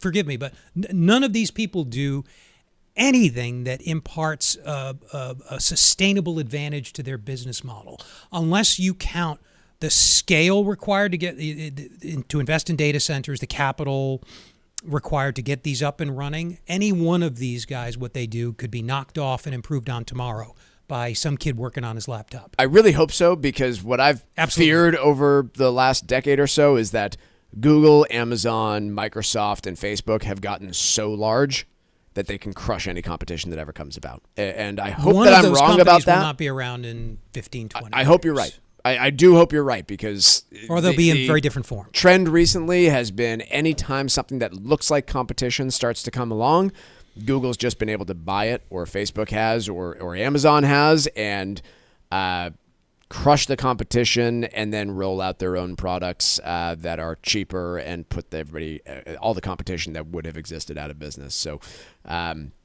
I don't love what it means for monopolistic concerns, but for building a better product, I bet that Google is able to do it. You got 30 seconds, Mark. Got anything for me? I have a Schiller quote. That's what I was scrambling feverishly for. Is the 21st century a new era? ? Schiller says. In response, over the past century, the American economy has been transformed in many fundamental ways. Agriculture gave way to industry. Industry has given way to services as the economy's leading sector. Automobiles and planes have revolutionized transport, while radio, television, and now the internet have transformed communication. Despite the historical stability of valuation ratios, some observers, and he wrote this 25 years ago, you can apply it to today, some observers have questioned whether these patterns are a guide. And at the time, he didn't know markets, so he concludes that they are, and we know what happened subsequently. That's all the time we have. Markets are still in negative territory. We'll have a full recap for you and more tomorrow here on the Financial Exchange.